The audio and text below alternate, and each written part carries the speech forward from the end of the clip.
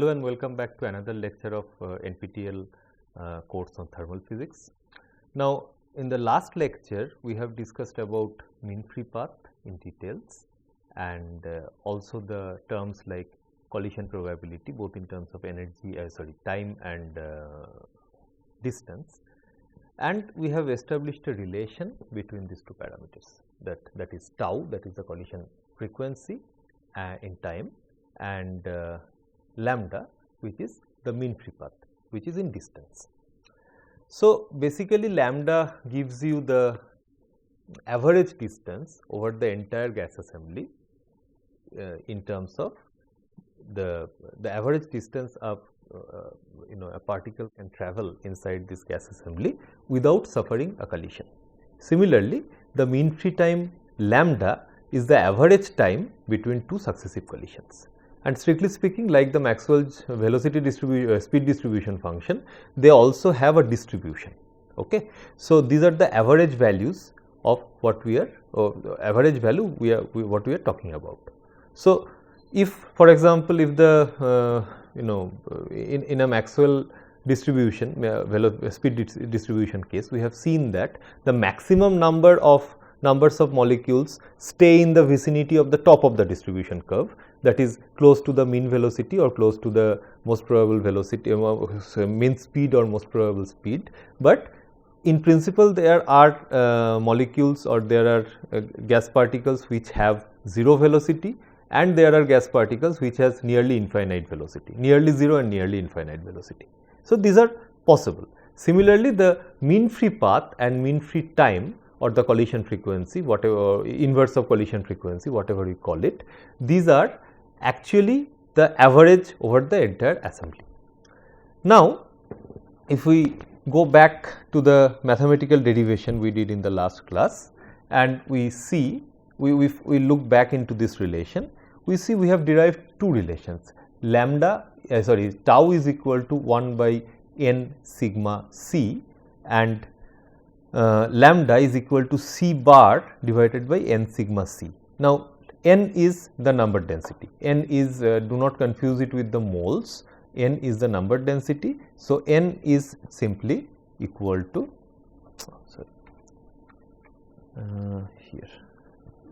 n is simply equal to capital N by V, that is the total number of molecules in the gas assembly divided by total volume, and sigma and sigma is the collision cross section.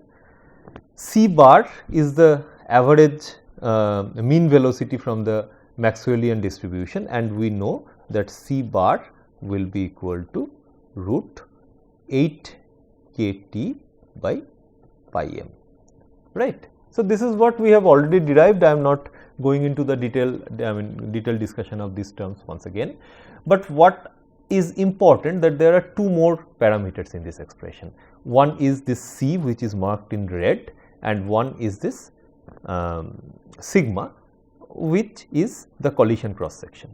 Now, the question is, what are the values of sigma and what are the values of this C, which I should once again write in red, because this is more or less the convention I have followed. Okay. So, what is this C and what is this sigma? Now, sigma, as we know, this is the collision cross section, and we very soon we will start with determining an expression for sigma in terms of the molecular parameter. Question still remains, what is C?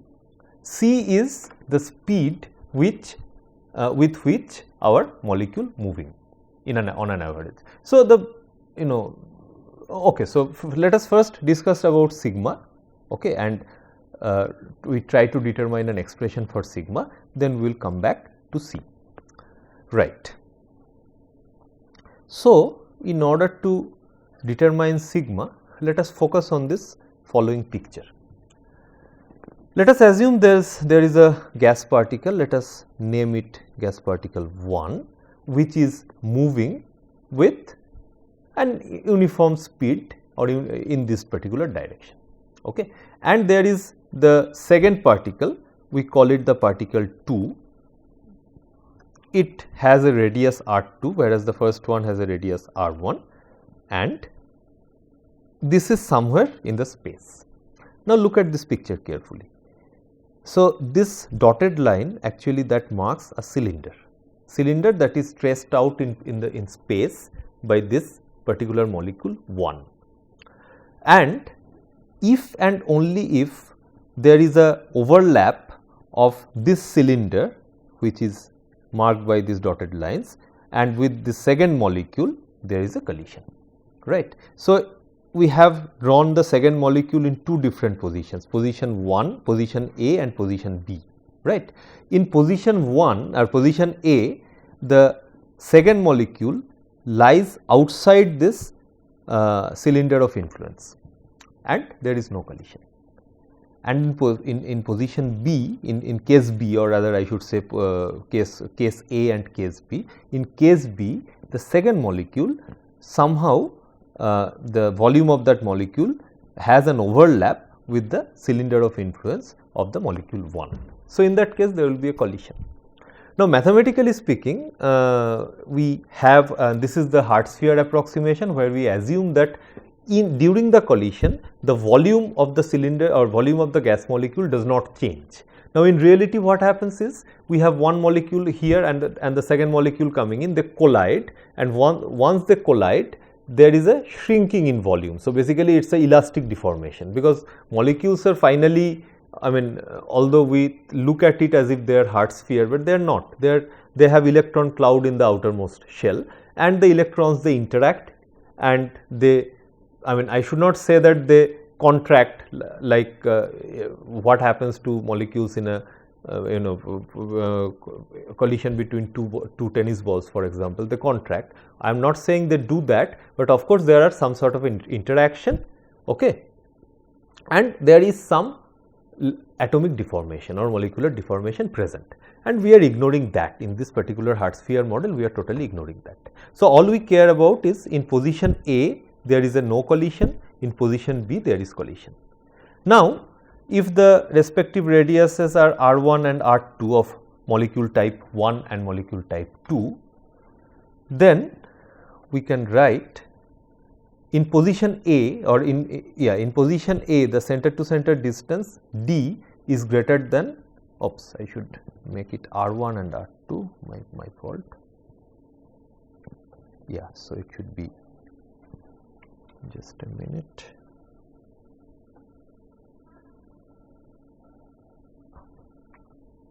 Yeah, R1 and R2, right. When D is greater than R1 and R2, there is no contact between them. And in position 2, let us go back, D is equal to the center to center distance, D being the center to center distance. So, center to center distance at the point of collision, when this molecule will come to this particular position, okay, or rather this molecule will come to this particular position, it will be something like this, yeah, and the center to center distance becomes less. Of course, it cannot be less, because these are Hart sphere. So, what happens is it comes to contact and then it deviates in another direction. So, that is exactly what is written here, that for R1 D is equal to R1 plus R2, okay, there is a collision. So, in Hart sphere approximation, the collision cross section is defined by pi d square. So, basically, sorry, so this is now let us assume that these molecules are inside the same gas assembly. So, they are basically the same molecule, just for illustrative purpose I have put R1 and R2, but they have equal radius. So, what happens is when there is a, let me try to draw this quickly so that I give you a better understanding. Yeah. So, I have one molecule, my drawing is never that great, so you have to bear with it. Yeah. So, you have one molecule, and the second molecule can come in contact with the first one if and only if the center to center distance is d which is 2r. Now try to assume this. We draw a circle of radius d, not radius r but radius d. It is a hypothetical circle. Okay. So, any molecule that comes within this circle, the center of that molecule, if that comes within this circle, there is a collision. So, this basically the effective cross section of this molecule 1. So, let us call it molecule 1. Okay. So, this is this shaded area, I will just mark it with blue maybe, I do not know, yeah.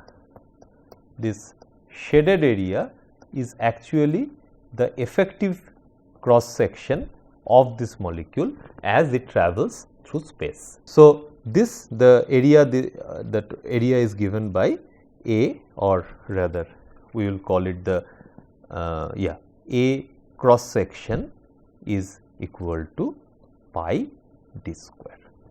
Okay. I hope this makes sense. Now, let us go back. Yeah, so we just written this expression here. Probably I will make some changes in this text because the text sometimes gets a bit confusing here maybe. So, I will make slight changes and then, but anyway from this picture itself you get a better feel for it. Okay. So, now we know that this is nothing but sigma. So, basically we get sigma equal to pi d square, right. So, out of two parameters of interest, one was sigma and another was c. So, we have got an expression for sigma here. Now, next up is c. So, you would like to see what are the possible values or what are the possibilities in which way we can find c. Okay. So, the first approximation is 0th order. In the 0th order approximation, you see that all molecules are frozen. So, that is exactly how we first described or determined the expression for lambda. So, we have assumed that all the molecules are frozen and only one molecule, the so called tagged particle, is moving. And this is exactly the same way we have computed this one also, the collision cross section also. We have assumed that these molecules are more or less are frozen and this is the only one that is moving, just for the better understanding. But in principle, even if all the molecules are moving, this picture does not change. If and only if the center to center distance becomes I mean the center to center distance equals to this 2r, only then there is a collision. So, the minimum distance that the collision cross section remains pi d square. But once again, let us go back to the 0th order approximation when we assume that all the molecules are frozen and our tagged particle is the only one that is moving through space. Now, in this case, and that one is moving with the average speed c, okay, and bluntly we just put c is equal to c average or c mean, and then going back to this expression, what happens? This c bar over here and c bar over here cancels out and we have lambda is equal to 1 by pi d. Also we can write an expression for tau. Tau will be 1 by n sigma c bar, right. We can do that. Now, this one gives you an idea. I mean, of course, it gives you an idea, but this is an oversimplification by all means. We cannot make all molecules frozen, and we cannot assume that even if there is only one molecule moving, that is moving with the average speed. So, it is a vast oversimplification of the situation. But anyway, it gives us an idea of what should be what is an approximate, what could be an approximate expression for lambda. Now, next comes the first order approximation, and this was given by Clausius, none other than the great Clausius. So, he assumed, okay, so let us make all the molecules move, and for simplicity we just say that they all of them move in different directions. There is no restriction that they have to move in one particular direction, but they move with the average speed c bar, that is the mean speed of the gas assembly. So, he did not reject the idea of speed distribution. I mean so basically he did not assume any distribution of the speed, but he has assumed uniform speed but different velocity of the gas assembly. Now, then the calculation becomes kind of simple.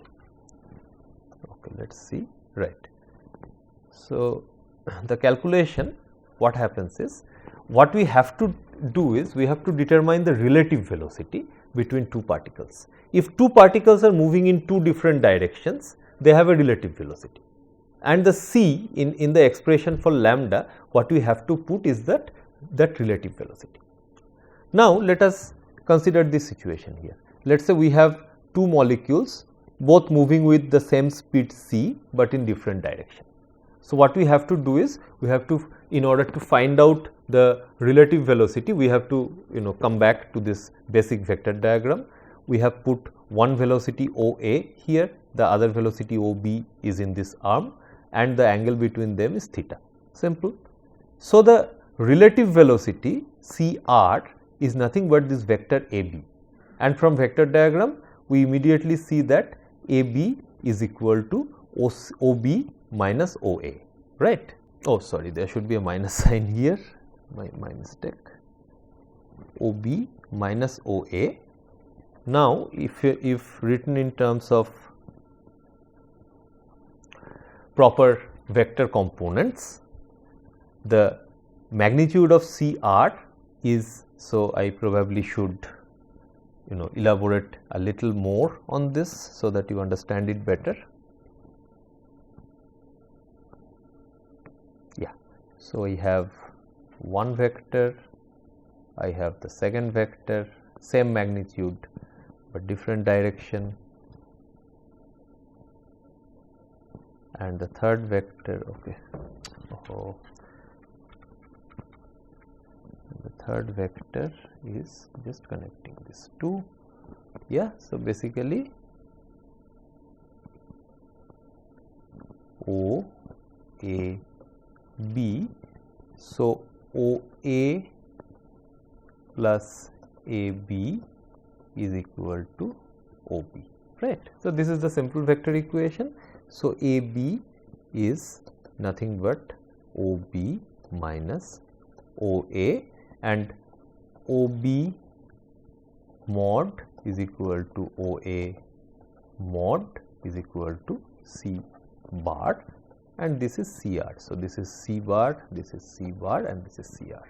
So, from this equation we see that AB mod is nothing but OB square plus OA square, and the angle is theta, minus 2 OA OB cos theta, fantastic, right. And this is nothing but, so basically CR is equal to C bar square or 2 C bar square, because this is C bar, this is C bar, minus 2 C bar square, sorry, this is cos square theta, yeah, right, yeah. So, simplifying, you see you can take 2 C bar square common from these two terms, and then you can take it out of the root, putting root t, root 2 C bar is equal to 1 plus cos square theta whole to the power half. Now, we write cos square theta using this trigonometric identity as cos square theta is equal to 1 minus 2 sin square theta by 2, and very simply we have C bar or CR magnitude is equal to 2 C bar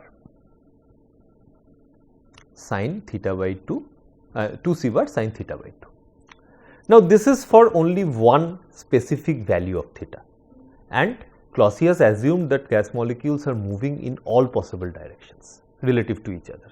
So, what we have to do is in the simplified, even in the simplified assumption, we have to find out the average value of CR, which will be averaging over all the possible theta values. And once we do that, so CR average is basically what we have to do is we have to do it for this entire 4 pi solid angle. Why 4 pi solid angle? Because I will just try to make you understand here. So, let us say one molecule is our reference molecule is sitting at the center. So, the other molecule can make or let us say, okay, so let us say this one has a velocity component in this direction. Okay. Now, what are the possibilities of other different directions we have? We can have anywhere on this sphere actually. So, the other velocity, second velocity the second molecule can be anywhere on this sphere. And what is the total area of this sphere in terms of solid angle? This is 4 pi. So, what we have to do is we have to average it over this entire 4 pi solid angle divided by 4 pi. So, the element, and please remember that the radius is fixed, radius of this sphere is fixed. So, any element on this will be r sin theta d theta d phi, and r is fixed, and once we try to compute the solid angle due to this particular area, so it will be r sin theta d theta d phi, right. So, this will be d omega is equal to a by 4 pi by a.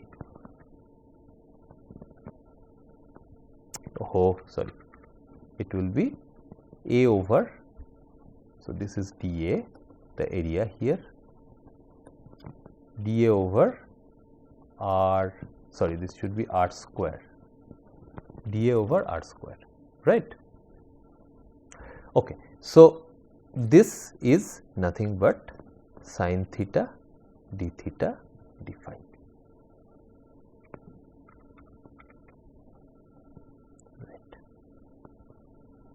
Okay. So, this is exactly what we are doing. We are integrating over d phi and integrating over sin theta d theta multiplied by 2 CR sin theta by 2 over 0 to pi, right. So, that is the range of theta. I hope you understand that, but let me tell you anyway, theta can vary between this angle which is 0 to this angle which is 180 degree, which is pi, and phi can have altogether 2 pi or full circle turn radius, full circle value. So, we have 2 pi coming from here, 2 coming from here. So, 4 pi is in the denominator, both all nicely cancels out, leaving behind CR 0 to pi sin theta by 2 d theta. Further simplification is done by writing sin theta is equal to 2 sin theta by 2 cos theta by 2, which is 2 CR 0 to pi sin square theta by 2 cos theta by 2 d theta. And by a very simple substitution, we get this integration as 4 times 0 to, or 2 times 0 to 1 x square dx, which is finally gives us 4/3 CR, right. CR,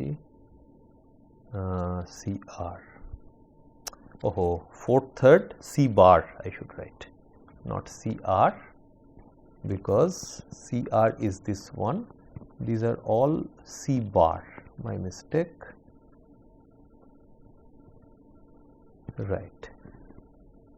So, basically CR average, so this will be CR average, this is C bar, so from here this is C bar, C bar, C bar, here also C bar and 4/3 C bar, right. So, now this is nothing but our C which we are looking for. So, going back to this expression, we will have to simply substitute. So, we go back to this expression once again, we have to simply substitute C with 4/3 C bar, and the final expression that we get is lambda is equal to 3/4 n sigma, which is 0.75 n sigma, which is a 25% correction over the 0th order approximation. Right.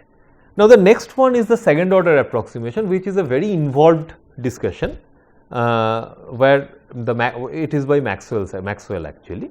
Now, Maxwell assumed that all molecules move with different speed and velocity. When I say different speed and velocity, that means different magnitude and direction. So, everyone is going random in a random manner, just the way we think of a Maxwell's speed distribution function.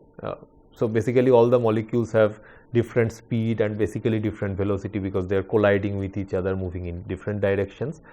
And then the gas assembly also follows the Maxwell speed distribution function, speed distribution law. And we are not going into this detailed calculation. These are worked out in the book. If you all the textbooks I have mentioned, if you are interested, you can go through it. It's almost like in the textbooks itself. It's a 2 to 3 page calculation. Not going through it, but finally we get an expression which is lambda is equal to 1 by root 2 pi n sigma, which is 0.707 n sigma.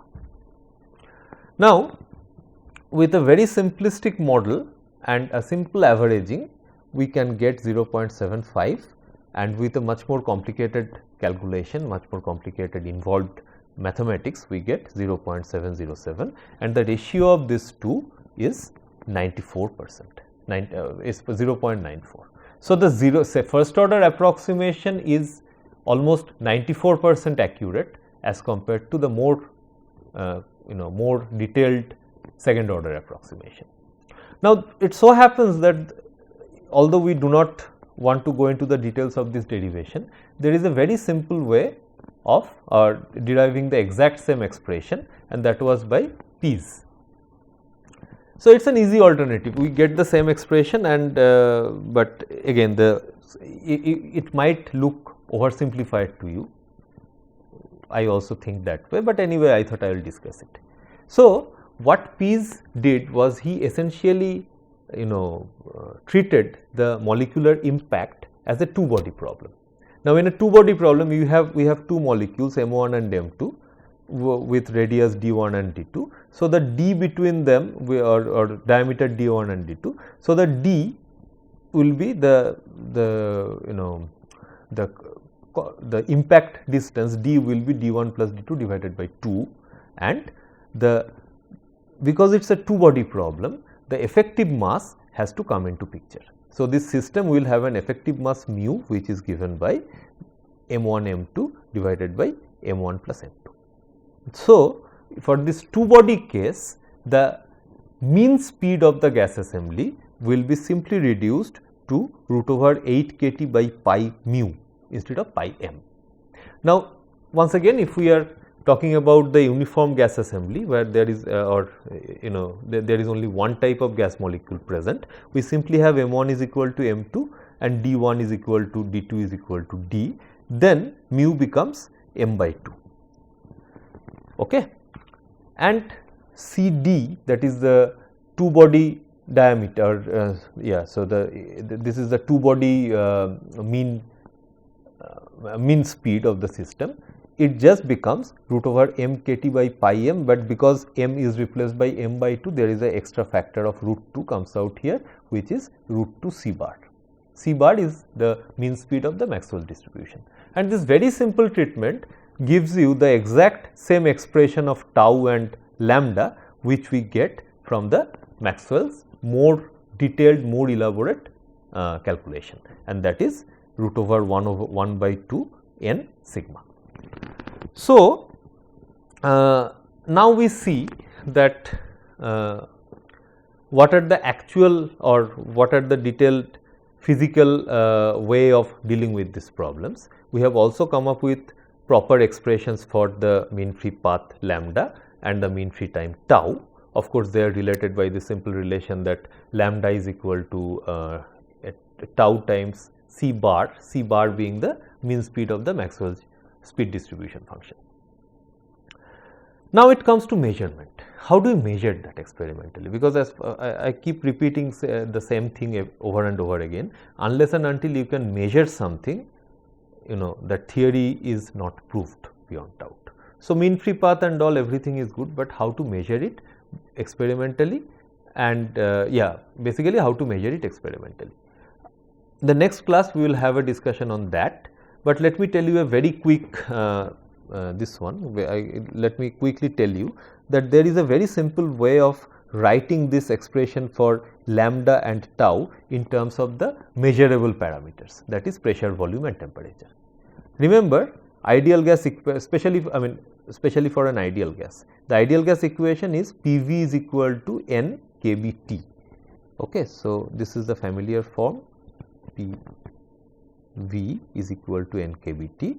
All I did is I just removed this V from here and took it into the denominator. Then N by V is equal to small n in this expression, in this expression and this expression. So P is equal to N kBT. So all we have to do is we have to substitute for N with P by kBT, and we write lambda is equal to kBT divided by root 2 P pi d square. If we have an idea of the molecular distribution or molecular diameter, and if we know the temperature and the pressure of the gas assembly, then we can very easily measure the mean free path. And once we know mean free path, also we can know mean free time, because this is just a factor of C bar between them, and C bar is the mean speed, which is totally determined once again from these parameters, right? Because if you recall, C bar is nothing but root 8 kT by pi m. If we already know kT, we are good, and all we need to know is m. So all we need is the temperature of the gas assembly, the pressure of the gas assembly, the diameter of the molecule and the mass of the molecule in order to estimate the value of lambda and tau.